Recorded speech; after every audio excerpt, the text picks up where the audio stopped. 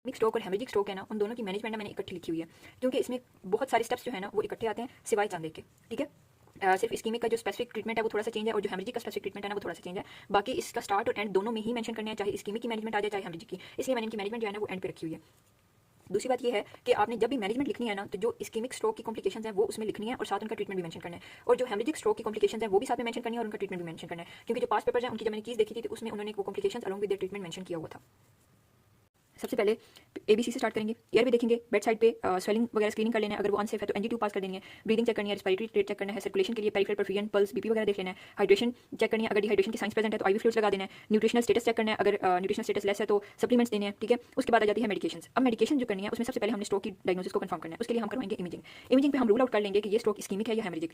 Let's suppose सबसे पहले ischaemic देखेंगे, इस्केमिक है अगर तो पेशेंट हमारे पास उसके साइन एंड सिम्टम्स स्टार्ट होने के 3 से 4.5 घंटे के अंदर आया ना, तो इट्स मीन कि रीपरफ्यूजन स्टिल है। उसके बाद हम क्या करते हैं, उसका ट्रीटमेंट अलग होता है, और अगर रीपरफ्यूजन नहीं होती तो उसका ट्रीटमेंट अलग होता है। अगर पेशेंट 4.5 घंटे 3 से 4.5 घंटे के अंदर आ गया, ठीक है, तो इट्स मीन कि अभी इरिवर्सिबल चेंजेस जो है ना वो नहीं स्टार्ट हुए हैं, हम चीज़ों को रिवर्स कर सकते हैं। तो हमने क्या देना है, हमने थ्रोम्बोलाइसिस थेरेपी करनी है। उस थ्रोम्बोलाइसिस थेरेपी में हम TPA देते हैं, टिश्यू प्लाज्मिनोजन एक्टिवेटर। ये कब देनी है, ये 4.5 घंटे से कम का अगर टाइम होगा ना, ये हमने तब देनी है। उसमें एल्टीप्लेज या टेनेक्टिप्लेज आ जाती हैं, इन दोनों में से हमको ये दे देते हैं। ठीक है, लेट्स सपोज अगर क्लोट बड़ा है तब हम जो है ना वो थ्रोम्बेक्टमी करते हैं, इसमें हम फिजिकली क्लोट को रिमूव करते हैं, लेकिन ये भी हम सिर्फ 6 घंटे के अंदर कर सकते हैं। ठीक है, अब इसकी ना कुछ आ जाती है कॉन्ट्राइंडिकेशन। कॉन्ट्राइंडिकेशन में ये एक तो रिसेंट कोई सर्जरी ना हो, कोई ट्रॉमा, कोई हेमरेज ना हो, और कोई भी एंटीकोएगुलेंट थेरेपी नहीं देनी, क्योंकि बेसिकली क्या है कि यहाँ पे आर्टरी ब्लॉक हुई पड़ी है, जिसकी वजह से ब्लड फ्लो जो है ना वो आगे नहीं जा रहा। हमने उस क्लोट को या डिसॉल्व करना है थ्रोम्बोलाइसिस के थ्रू, या हमने उस क्लोट को रिमूव कर देना है थ्रोम्बेक्टमी के थ्रू। तो क्या होगा कि ब्लड फ्लो दोबारा से रीफ्लो करना स्टार्ट कर देगा। अब अगर हम एंटीकोएगुलेंट देंगे ना तो ब्लीडिंग का रिस्क बढ़ जाता है। तो जो एब्सोल्यूट कॉन्ट्राइंडिकेशन होती है विद इन दी 24 आवर्स वो होती है एंटीकोएगुलेंट थेरेपी। तो पेशेंट को 24 घंटे TPA देने के 24 घंटे के बाद तक कोई भी एंटीकोएगुलेंट नहीं देनी, 24 घंटे के बाद जाके एंटीकोएगुलेंट देनी है।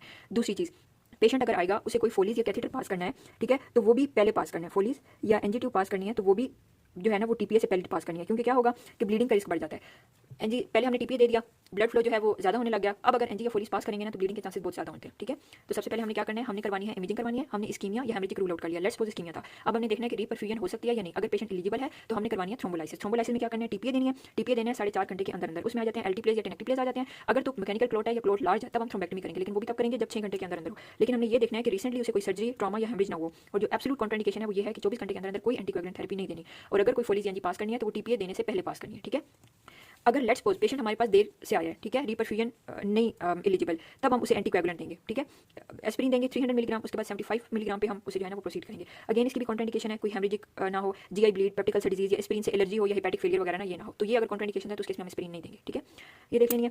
अच्छा, जब हमने ये सारा ट्रीटमेंट कर लिया ना पेशेंट का, उसके बाद हमने उसे एक्यूट स्ट्रोक यूनिट केयर में भेज देना है। ठीक है, अच्छा, अब इस इस्कीमिक स्ट्रोक के साथ जो पेशेंट आया ना उसमें कुछ कॉम्प्लिकेशंस हो सकती हैं, तो हमने उन कॉम्प्लिकेशंस को भी लाजमी देखना है। ठीक है, अच्छा, मैंने डायग्राम बनाई है याद रखने के लिए, so please don't pass comments on the diagram, जैसी भी बनी है गुजारा करें।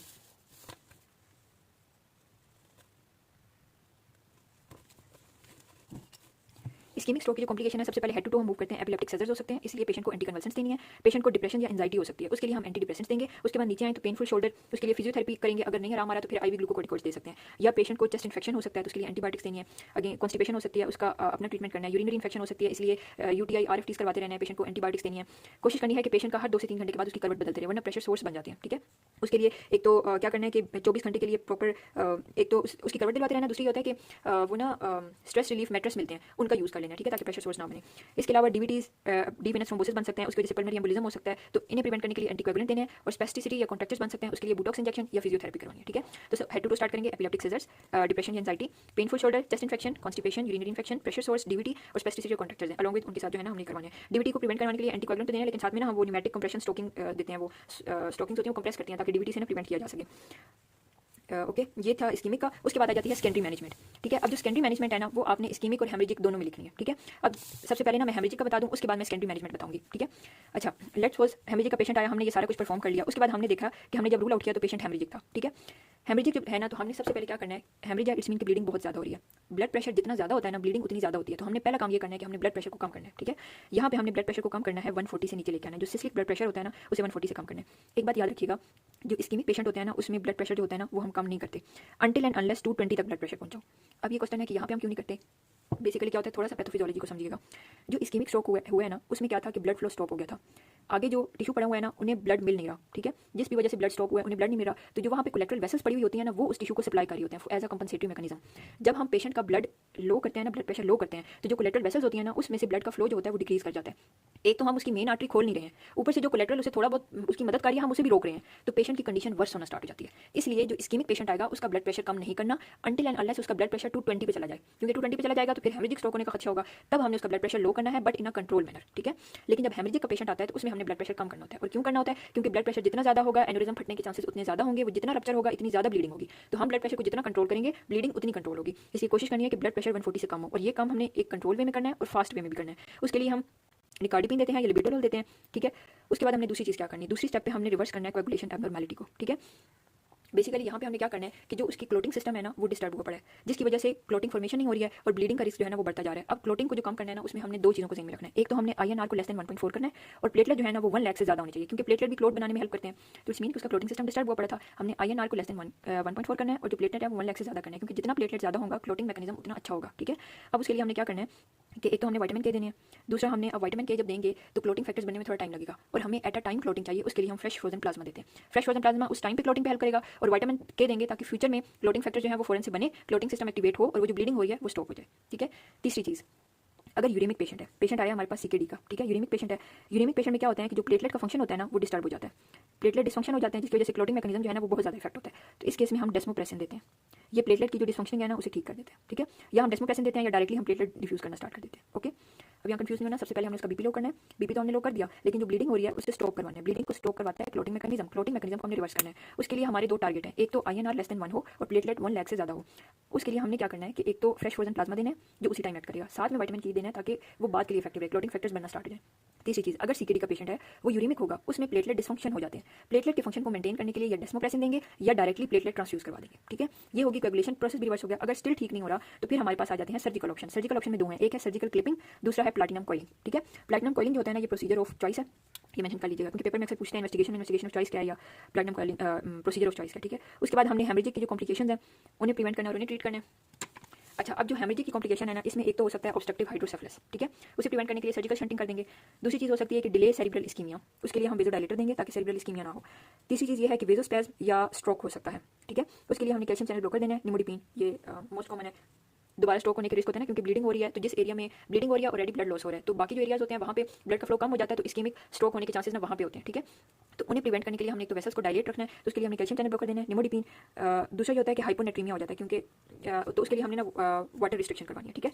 और तीसरा सीजर हो सकता है, उसके लिए प्रोफाइलेक्टिकली फेनिटोइन देंगे। तो ये है हेमरेजिक के obstructive hydrocephalus, delay cerebral ischaemia, vasospasm, stroke, hyponatraemia and seizures, तो इनके साथ ट्रीटमेंट है।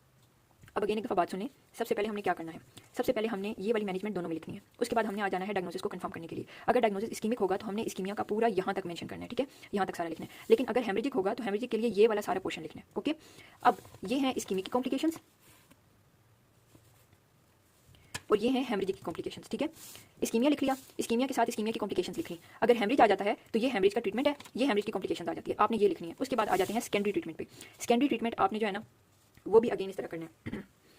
अगर इस्कीमिया के साथ आया ना पेशेंट तो सबसे पहले क्या करवानी है, उसकी ECG करवानी है, ECG और साथ में कैरोटिड डॉपलर कैरोटिड करवा लेना है, ठीक है। अब जब ECG करवाएंगे ना तो हमारे पास दो ऑप्शन होते हैं, या तो साइनस रिदम होता है या एट्रियल फिब्रिलेशन के साथ आता है पेशेंट। अगर एट्रियल फिब्रिलेशन के साथ आएगा ना या पैरोक्सिस्मल एट्रियल फ्लटर है तो हमने थायराइड टेस्ट करवाना है या इको करवानी है, ठीक है। ये जब टेस्ट हो जाएंगे तो उसके बाद हमने अब क्या करना है कि बेसिकली जो रेट होता है ना हार्ट रेट वो डिस्टर्ब होता है, तो हमने रेट को कंट्रोल करना है और उसे एंटी एरिथमिक्स देनी है, ठीक है, रेट को कंट्रोल करके एंटी एरिथमिक्स देनी है। अब एंटी एरिथमिक्स देंगे उसमें हमने देना है एंटीकोएगुलेंट्स। अब एंटीकोएगुलेंट्स की कुछ होती हैं कॉन्ट्राइंडिकेशंस और कुछ होते हैं नॉन कॉन्ट्राइंडिकेशंस, ठीक है। अगर तो एंटीकोएगुलेंट जो है ना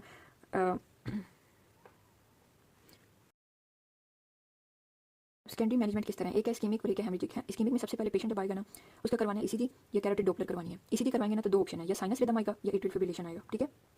अगर तो एट्रियल फिब्रिलेशन का पेशेंट आ गया ना तो हमने उसे कंटिन्यू करना है, उसके हम फर्दर थायराइड टेस्ट और इको करवाएंगे। उसके बाद हमने दो काम करना है, रेट कंट्रोल करना है, उसे एंटी एरिथमिक्स देनी है, ठीक है।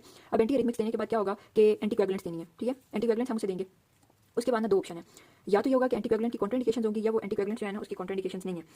अगर तो नहीं है ना तो फिर हम डायरेक्टली ओरल एंटीकोएगुलेंट दे देते हैं, ठीक है। और हमने INR का टारगेट रखना होता है 2 to 3, ठीक है। अगर उसकी कॉन्ट्राइंडिकेशन नहीं प्रेजेंट तो हमने ओरल एंटीकोएगुलेंट दे देनी है विद INR टारगेट 2 to 3, ठीक है। लेकिन अगर उसकी कॉन्ट्राइंडिकेशन प्रेजेंट है तो फिर हम एंटी प्लेटलेट ड्रग्स देते हैं, उसमें हम एस्पिरिन देंगे 300 मिलीग्राम, फिर उसके बाद 75 मिलीग्राम डेली देंगे, या हम क्लोपिडोग्रेल भी दे सकते हैं 75 मिलीग्राम।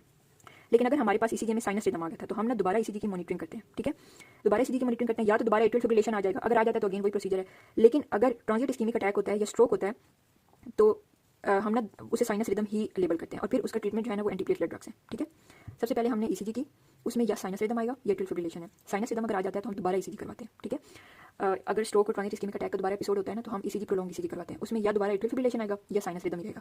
अगर तो साइनस रिदम आता है तो हम एंटीप्लेटलेट ड्रग कंटिन्यू करवा देंगे, लेकिन अगर एट्रियल फिब्रिलेशन आता है फिर हमने 2 टेस्ट और कराने हैं, थायराइड और इको। उसमें हमने क्या करना है, रेट को कंट्रोल करना है, एंटीहाइस्मिक्स देनी है, उसमें एंटीकोएगुलेंट्स देंगे। अगर एंटीकोएगुलेंट उसकी कॉन्ट्राइंडिकेटेड है तो बिना हम एंटीप्लेटलेट्स पे जाएंगे, लेकिन अगर वो कॉन्ट्राइंडिकेटेड नहीं है तो फिर हम ओरल वारफरीन दे देंगे, ओरल एंटीकोएगुलेंट दे देंगे और उसमें आईएनआर हमें रखना है 2 to 3।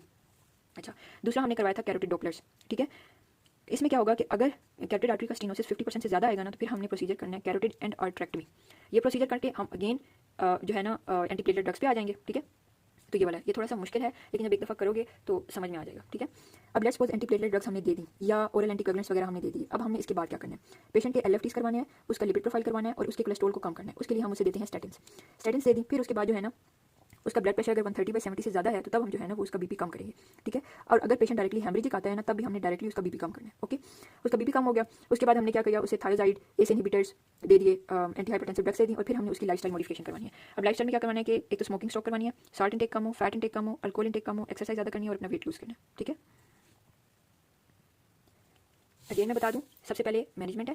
मैनेजमेंट के बाद जो है ना वो हमने डायग्नोसिस कंफर्म करना है। अगर इस्कीमिक आया तो हमने इस्कीमिक के साथ ये सारा पार्ट लिखना है, इसके अलावा इस्कीमिक की ये कॉम्प्लिकेशंस लिखनी है और उसके बाद हमने ये सारा चार्ट बनाना है एक्सेप्ट दिस वन, हेमरेज के अलावा, ठीक है। अगर हेमरेज का आ जाता है तो हमने ये वाला पार्ट लिखना है, उसके बाद हमने डायग्नोसिस कंफर्म करके हेमरेज पे आना है, ये सारे का सारा हेमरेज का ट्रीटमेंट है। उसके बाद हमने हेमरेज की ये कॉम्प्लिकेशंस लिखनी, ठीक है। उसके बाद यहाँ पे आने के बाद हमने उसका ट्रीटमेंट यहाँ से स्टार्ट करना है। हेमरेज में ब्लड प्रेशर लोअर किया और उसे लाइफस्टाइल मॉडिफिकेशन